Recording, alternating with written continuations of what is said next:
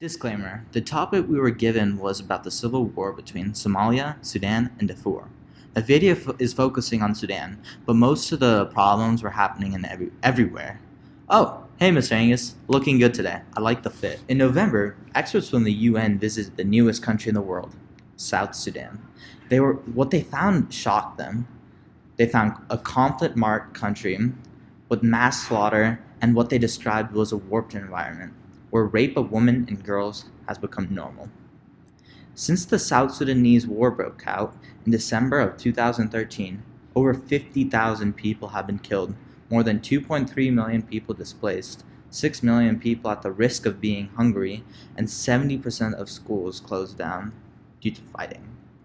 This just all happened for a country that only started 8 years ago.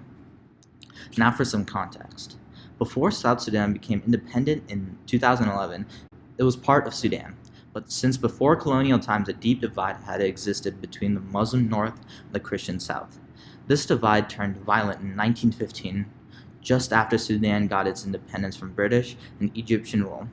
But the positions of power were mostly given entirely to the Northerners. No wonder they had problems. If I could go back in time and fix this is where I would do it. I would give equal representation to both the South and to the North. But this is all in the past, and now we can only focus on changing the future. But other than giving power to only the South, the power was only given to an elite group of people, and they were focused on getting them more rich by seizing all the natural resources and ignoring the desperate needs of the Sudanese people. Now I'm going to pass it to my good friend Skylar to take it for the second half. Thanks, Ishan. Glad to make it on the Indian Course channel.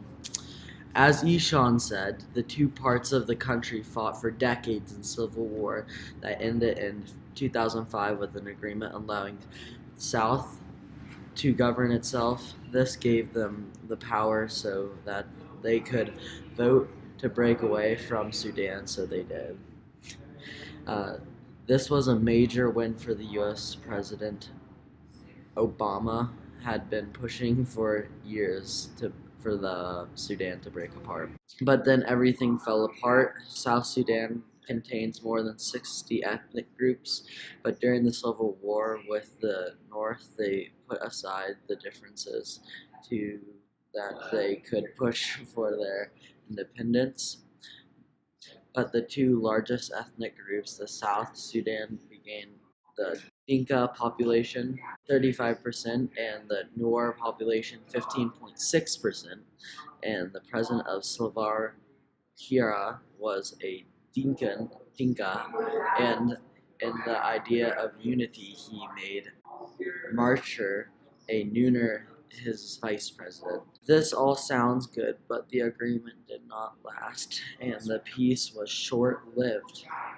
Generals and warlords were put in political positions, but were ill-suited for the job. To make matters worse, international community had stepped away after the independence.